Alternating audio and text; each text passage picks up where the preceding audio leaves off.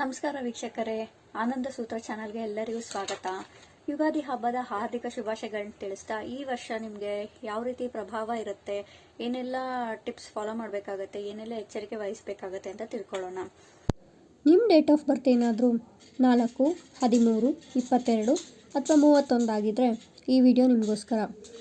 ದಯವಿಟ್ಟು ಎಲ್ಲೂ ಸ್ಕಿಪ್ ಮಾಡದೆ ಫುಲ್ ವಿಡಿಯೋ ನೋಡಿ, ಶಾಂತವಾಗಿ ಕುತ್ಕೊಂಡು. ಓಕೆ, ನಮ್ಮ ಜೀವನದಲ್ಲಿ ಪ್ರತಿಯೊಂದು ಯುಗಾದಿಯು ಹೊಸ ಅಧ್ಯಯನವನ್ನು ಶುರು ಮಾಡುತ್ತೆ.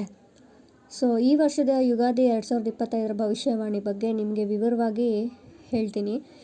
ಈ ವರ್ಷದ ಅವಕಾಶಗಳು, ಸವಾಲುಗಳು ಮತ್ತು ಪರಿಹಾರಗಳ ಬಗ್ಗೆ ನಿಮಗೆ ಸ್ಪಷ್ಟ ಚಿತ್ರಣ ಕೊಡ್ತೀನಿ. ಸಮಾಧಾನದಲ್ಲಿ ಕೂತ್ಕೊಂಡು ಟೈಮ್ ಕೊಟ್ಟು ಕೇಳಿಸ್ಕೊಳ್ಳಿ. ಈ ಸಂದೇಶ ನಿಮಗೆ ಉಪಯೋಗ ಆಗುತ್ತೆ ಅಂತ ನನಗನ್ಸುತ್ತೆ. ಇನ್ನು ಈ ನಂಬರ್ಸಲ್ಲಿ ಬರೋರು ರಾಹು ಗ್ರಹಕ್ಕೆ ಸಂಬಂಧಪಡ್ತೀರಾ. ನೀವು ವಿಶಿಷ್ಟ ಚಿಂತನೆ ಮತ್ತು ಕ್ರಿಯೇಟಿವಿಟಿಯಿಂದ ಇರುತ್ತೆ ನಿಮ್ಮ ಬ್ರೈನು. ತ್ವರಿತ ನಿರ್ಧಾರಗಳನ್ನು ತಗೊಳ್ಳುವಂಥ ಶಕ್ತಿ ನಿಮ್ಮಲ್ಲಿರುತ್ತೆ. ಧೈರ್ಯ ಮತ್ತು ಪತ್ತೆ ಹಚ್ಚುವ ಮನಸ್ಥಿತಿ ನಿಮ್ಮಲ್ಲಿರುತ್ತೆ. ಅಂದರೆ ಏನೋ ಮುಚ್ಚಿಟ್ಟಿದ್ದಾರೆ ಆದರೆ ನಿಮ್ಗೆ ಅದು ಬೇಗ ಗೊತ್ತಾಗ್ಬಿಟ್ಟಿರುತ್ತೆ. ನೀವು ಇನ್ವೆಸ್ಟಿಗೇಷನ್ ಅಂಥ ಕೆಲಸ ಎಲ್ಲ ಚೆನ್ನಾಗಿ ಮಾಡ್ತೀರಾ. ಅಕಸ್ಮಾತ್ ಅವಕಾಶಗಳನ್ನು ಕೂಡ ಸೆಳೆಯುವಂಥ ಶಕ್ತಿ ನಿಮ್ಮಲ್ಲಿರುತ್ತೆ. ಹಾಗೆ ಪ್ರಭಾವಶಾಲಿ ವ್ಯಕ್ತಿಗಳು ನೀವಾಗಿರ್ತೀರ. ಸವಾಲನ್ನು ಸವಾಲಾಗೆ ಸ್ವೀಕರಿಸಿ ಅದಕ್ಕೆ ಸರಿಯಾಗಿ ಉತ್ತರ ಕೊಡೋ ಅಂಥ ವ್ಯಕ್ತಿ ನೀವಾಗಿರ್ತೀರ. ಇದಿಷ್ಟು ನಿಮ್ಮ ಗುಣಗಳಾದರೆ, ಇನ್ನು ಈ ವರ್ಷ ಸಂಬಂಧಗಳು ಅಂತ ಬಂದಾಗ ಸಂವಹನದಲ್ಲಿ ಸೌಮ್ಯತೆ ಇಟ್ಕೊಳ್ಳಿ. ಸಣ್ಣ ಸಣ್ಣ ಅನುಮಾನಗಳಿಂದ ದೂರ ಇದ್ದರೆ ನಿಮಗೆ ಒಳ್ಳೆಯದು. ಏನೋ ಸಣ್ಣದು ಈಗ ತರಕ್ಕೆ ಹೇಳಿದ್ವಿ ಆದರೆ ಎಲ್ಲೋ ಹೋಗಿಬಿಟ್ರಲ್ಲ, ಎಷ್ಟೊತ್ತಾಯಿತು ಬರಲೇ ಇಲ್ವಲ್ಲ ಅನ್ನೋ ರೀತಿ ಅನುಮಾನ ಎಲ್ಲ ಪಡಕ್ಕೆ ಹೋಗಬೇಡಿ. ಅದರಿಂದ ಸಂಬಂಧಗಳಲ್ಲಿ ವ್ಯತ್ಯಾಸ ಬರೋ ಸಾಧ್ಯತೆ ಇರುತ್ತೆ. ಈ ವರ್ಷ ಹಣ ನಿಮಗೆ ಪ್ರವಾಹ ಥರ ಹರ್ಕೊಂಡು ಬರೋ ಸಾಧ್ಯತೆ ಇದೆ. ಆದರೆ ಅನ್ಎಕ್ಸ್ಪೆಕ್ಟೆಡಾಗಿ ಎಕ್ಸ್ಪೆನ್ಸಸ್ ಆಗೋ ಸಾಧ್ಯತೆ ಕೂಡ ಇದೆ. ಅಂದರೆ ನಿಮ್ಗೆ ಗೊತ್ತಿರಲ್ಲ ಈ ರೀತಿ ಖರ್ಚು ಮಾಡಬೇಕಾಗತ್ತೆ ಅಂತ. ಅಚಾನಕ್ಕಾಗಿ ಏನೋ ಒಂದು ವಿಷಯ ಬರುತ್ತೆ, ಏನೋ ಸಂದರ್ಭ ಬರುತ್ತೆ, ಖರ್ಚು ಮಾಡೋ ಅವಶ್ಯಕತೆ ಬರುತ್ತೆ. ಸೊ ಅದಕ್ಕೆ ನೀವು ಫೈನಾನ್ಷಿಯಲಿ ಪ್ರಿಪೇರ್ ಆಗಿರಿ. ಸೇವಾ ಮನೋಭಾವ ಇಟ್ಕೊಳ್ಳಿ. ಅಂದರೆ ನೀವು ಬೇರೆಯವ್ರಿಗೆ ಸಹಾಯ ಮಾಡಬೇಕು ಆಗುತ್ತೆ. ಬರೀ ನಿಮ್ಮದೇ ನೀವು ನೋಡ್ಕೊತಾ ಇದ್ದರೆ ಆಗಲ್ಲ. ಈಗ 100 ರೂಪಾಯಿ ಬಂತು ಅಂದರೆ ಅದರಲ್ಲಿ 5 ರೂಪಾಯಿ ಯಾರಿಗೋ ಅವಶ್ಯಕತೆ ಇತ್ತು ಅನ್ನೋರಿಗೆ ಕೊಡೋದನ್ನ ಅಭ್ಯಾಸ ಮಾಡ್ಕೊಳ್ಳಿ. ಸೊ ದಟ್ ನಿಮಗೆ ಕೊಡ್ತಾ ಇದ್ದಷ್ಟು ಬರೋಕ್ಕೆ ಸ್ಟಾರ್ಟ್ ಆಗುತ್ತೆ. ಆರೋಗ್ಯದ ಕಡೆ ಗಮನ ಹರಿಸೋದಾದರೆ ಸಿಕ್ಕಾಪಟ್ಟೆ ತಲೆನೋವು, ಮಾನಸಿಕ ಒತ್ತಡ ಜಾಸ್ತಿ ಆಗುತ್ತೆ. ಹಾಗೆ ಹೊಟ್ಟೆ ಸಂಬಂಧಿತ ಸಮಸ್ಯೆಗಳು ನೀವು ನೋಡಬೇಕಾಗುತ್ತೆ. ಇದೆಲ್ಲ ನಿಮಗೆ ಸರಿ ಹೋಗಬೇಕು ಅಂದರೆ ಮೇಯ್ನು ಧ್ಯಾನ ಮಾಡಿ, ಯೋಗ ಮಾಡಿ. ಆಮೇಲೆ ನಿಮ್ಗೆ ಈ ಹೊಟ್ಟೆ ಸಮಸ್ಯೆ ಅಂದರೆ ಗ್ಯಾಸ್, ಅಸಿಡಿಟಿ ಆ ರೀತಿ ಆಗುತ್ತೆ ಅಲ್ವಾ. ಸೊ ಫುಡ್ಡಲ್ಲಿ ಆದಷ್ಟು ಮಸಾಲೆ ಐಟಮ್ಸ್ನ ಕಡಿಮೆ ಮಾಡಿ, ಈಸಿ ಫುಡ್ನ, ಮನೆ ಫುಡ್ನ ಫಾಲೋ ಮಾಡಿ. ನೀವು ಹೊರಗಡೆ ಏನು ತಿನ್ನೋಕ್ಕೆ ಹೋಗಬೇಡಿ. ಇದು ನಿಮಗೆ ಒಳ್ಳೆಯದಾಗುತ್ತೆ. ವೃತ್ತಿ ಜೀವನ ನಡೆಸುತ್ತಿರೋರಿಗೆ ನಿಮ್ಮ ಕ್ಷೇತ್ರದಲ್ಲಿ ಉತ್ತೇಜನಕಾರಿ ಅವಕಾಶಗಳು ಬರೋ ಸಾಧ್ಯತೆ ಇದೆ. ಯಾವುದೇ ಮಹತ್ವದ ನಿರ್ಧಾರವನ್ನು ಆಲಸ್ಯದಿಂದ ತಗೊಳ್ಳೋಕ್ಕೆ ಹೋಗಬೇಡಿ. ಪೂರ್ಣ ಪರಿಶೀಲಿಸಿ, ಹಿಂದೆ ಮುಂದೆ ಒಳಗಡೆ ಇಂಟರ್ನಲಿ ಎಕ್ಸ್ಟರ್ನಲಿ ಎಲ್ಲ ವಿಷಯ ನೀವು ಹೈಯರ್ ಎಕ್ಸ್ಪರ್ಟ್ಸ್ ಹತ್ರ ಆದರೂ ತಿಳ್ಕೊಳ್ಳಿ, ಅಥವಾ ನಿಮಗೆ ಗೊತ್ತಿರೋರು ಪರಿಚಯ ಇರೋರ ಹತ್ರ ಆದರೂ ತಿಳ್ಕೊಂಡು ಆಮೇಲೆ ನಿರ್ಧಾರವನ್ನು ತಗೊಳ್ಳಿ. ಸೊ ದಟ್ ಯಾವುದೇ ಪ್ರಾಬ್ಲಮ್ಸ್ ನೀವು ಫೇಸ್ ಮಾಡೋ ಅವಶ್ಯಕತೆ ಬರೋದಿಲ್ಲ. ಇನ್ನು ಎಜುಕೇಷನ್ ಅಂತ ಬಂದಾವಾಗ ವಿದ್ಯಾರ್ಥಿಗಳಿಗೆ ಕಾಂಪಿಟೇಟಿವ್ ಎಕ್ಸಾಮ್ಸಲ್ಲಿ ಒಳ್ಳೆ ರಿಸಲ್ಟ್ಸ್ ಬರೋ ಚಾನ್ಸಸ್ ಇರುತ್ತೆ. ಎಕ್ಸಾಮ್ಸ್ ತೊಗೋಬೇಕು ಅಂತ ಇರೋರು ತೊಗೋಬೋದು. ಅನಾವಶ್ಯಕ ಗಾಬರಿ ಆಗೋಕ್ಕೆ ಹೋಗಬೇಡಿ. ಮೈಂಡನ್ನು ಕಂಟ್ರೋಲಲ್ಲಿ ಇಟ್ಕೊಳ್ಳಿ. ಸುಮ್ಮನೆ ಯಾರೋ ಏನೋ ಹೇಳಿ ಎದುರಿಸ್ತಾರೆ ಅಂತೇಳಿ ಭಯಪಡಬೇಡಿ. ನಿಮಗೆ ಅದು ನಿಜ ಅನಿಸಿದ್ರೆ ಮಾತ್ರ ನೀವು ಅದ್ರ ಕಡೆ ಹೋಗಿ ಭಯಪಡಬೇಕಾ ಬೇಡವಾ ಅಂತ ಗೊತ್ತಾಗುತ್ತೆ ನಿಮಗೆ ಅಲ್ವಾ. ಸೊ ನಿಮ್ಮ ಕಾನ್ಫಿಡೆನ್ಸ್ನೇ ನಿಮ್ಮನ್ನು ಕಾಪಾಡುತ್ತೆ. ನಿಮ್ಮ ಕಾನ್ಫಿಡೆನ್ಸಿಂದ ನೀವು ಮುಂದುವರಿತೀರ.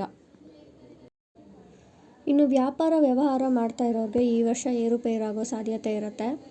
ಬಿಸ್ನೆಸ್ಸಲ್ಲಿ ಯಾವುದೇ ಹೊಸ ರೂಲ್ಸ್ನ ತೊಗೊಳೋಕೆ ಮುಂಚೆ ಯೋಚನೆ ಮಾಡಿ. ಇನ್ವೆಸ್ಟರ್ಸ್ನು ಕೂಡ ನೋಡ್ಕೊಂಡು ಸೆಲೆಕ್ಟ್ ಮಾಡ್ಕೊಳ್ಳಿ. ನೀವೇನಾದರೂ ಹೊಸದಾಗಿ ಯಾರಾದರೂ ನಿಮ್ಮ ಪಾರ್ಟ್ನರ್ಶಿಪ್ಪಲ್ಲಿ ಅಥವಾ ನಿಮ್ಮ ಕಂಪ್ನಿಯಲ್ಲಿ ನೀವು ಹೈರ್ ಮಾಡಬೇಕು ಅಥವಾ ಪಾರ್ಟ್ನರ್ಶಿಪ್ಪಿಗೆ ತೊಗೋಬೇಕು ಬೇರೆಯವ್ರನ್ನ ಅಂತ ಅಂದ್ಕೊಂಡ್ರೆ ಅವ್ರ ಬಗ್ಗೆ ಹಿಂದೆ ಮುಂದೆ ತಿಳ್ಕೊಂಡು ಆಮೇಲೆ ಮುಂದುವರಿರಿ. ನಿಮಗೇನಾದರೂ ಎಕ್ಸ್ಟ್ರಾ ಲಾಭ ಬೇಕು ಅಂತ ಅನಿಸಿದ್ರೆ ಯೋಚನೆ ಮಾಡಿ ಸಿಸ್ಟಮಿಕ್ ಪ್ಲ್ಯಾನ್ಡ್ ಯಾವುದಾದ್ರೂ ಒಂದು ಇನ್ವೆಸ್ಟ್ಮೆಂಟಲ್ಲಿ ಇನ್ವೆಸ್ಟ್ ಮಾಡ್ಬೋದು. ಇದಕ್ಕೆ ಸಂಬಂಧಪಟ್ಟಂಗೆ ಒಂದು ಕತೆ ಹೇಳ್ತೀನಿ, ಸಮಾಧಾನದಲ್ಲಿ ಕೇಳಿಸ್ಕೊಳ್ಳಿ. ಒಮ್ಮೆ ಒಂದು ಕಾಡಿನಲ್ಲಿ ಒಂದು ಮೃಗ ತನ್ನ ಗುರಿ ತಲುಪಲು ನಿಧಾನವಾಗಿ ಪ್ರಯತ್ನಿಸುತ್ತಾ ಇರುತ್ತೆ. ಇನ್ನೊಂದು ಮೃಗ ಅತಿಯಾದ ಆತುರದಲ್ಲಿ ಓಡುತ್ತಾ ಗುರಿ ತಲುಪದೆ ಅಸ್ವಸ್ಥಗೊಳ್ಳುತ್ತೆ.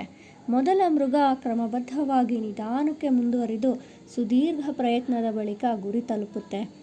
ಈ ಕಥೆಯಿಂದ ನಿಮ್ಗೇನು ಅರ್ಥ ಆಗುತ್ತೆ ಅಂದರೆ, ಸ್ಥೈರ್ಯ, ಧೈರ್ಯ ಮತ್ತು ತಾಳ್ಮೆಯಿಂದ ಮಾಡಿದ ಪ್ರಯತ್ನ ಯಾವತ್ತೂ ಫಲ ಕೊಡುತ್ತೆ. ಆತುರದಲ್ಲಿ ತಗೊಂಡ ನಿರ್ಧಾರ ಸವಾಲನ್ನು ತಂದು ಕೊಡುತ್ತೆ. ಅದಕ್ಕೆ ಶಾಂತಿಯಾಗಿರಬೇಕು, ಚಿಂತನ ಮತ್ತು ಸತತ ಪರಿಶ್ರಮ ಬಂದ್ಬಿಟ್ಟು ನಮ್ಮ ಯಶಸ್ಸಿಗೆ ಮಾರ್ಗವಾಗಿರುತ್ತೆ ಅಂತ ಇದರಿಂದ ನಮ್ಗೆ ಅರ್ಥ ಆಗುತ್ತೆ. ಕತೆ ಇಷ್ಟ ಆಗಿದೆ ಅಂತ ಅನ್ಕೋತೀನಿ. ಸೊ ನೀವು ಇನ್ಮೇಲೆ ತಾಳ್ಮೆಯಿಂದ ಇರ್ತೀರಾ ಅಲ್ವಾ? ಕಮೆಂಟ್ ಮಾಡಿ. ಓಕೆ, ಈಗ ಈ ವರ್ಷ ನಾವು ಯಾವ ರೀತಿ ಪರಿಹಾರ ಮಾಡ್ಕೋಬೇಕು ಈ ಡೇಟ್ ಆಫ್ ಬರ್ತಲ್ಲಿ ಹುಟ್ಟಿರೋರು ಅಂದರೆ, ಪ್ರತಿದಿನ ಬೆಳಗ್ಗೆ ರಾಹು ಮಂತ್ರವನ್ನು ಜಪಿಸಬೇಕಾಗುತ್ತೆ. ಆ ಮಂತ್ರ ಯಾವುದು ಅಂದರೆ, ಓಂ ಭ್ರಾಂ ಭ್ರೀಂ ಭ್ರೌಂ ಸಹ ರಾಹವೇ ನಮಃ. ಈ ಮಂತ್ರವನ್ನು 108 ಬಾರಿ ಜಪಿಸಬೇಕಾಗತ್ತೆ. ಶನಿವಾರ ದಿನ ಕಬ್ಬು ಅಥವಾ ಎಳ್ಳನ್ನು ದಾನ ಮಾಡೋದು ನಿಮಗೆ ಉತ್ತಮ ಫಲ ನೀಡುತ್ತೆ. ನೀಲಿ ಬಣ್ಣದ ವಸ್ತ್ರ ಅಥವಾ ನೀಲಿ ಬಣ್ಣದ ಹೂವನ್ನು ಪೂಜೆ ಮಾಡುವಾಗ ಉಪಯೋಗಿಸಿದ್ರೆ ನಿಮಗೆ ಶ್ರೇಷ್ಠವಾಗಿರುತ್ತೆ.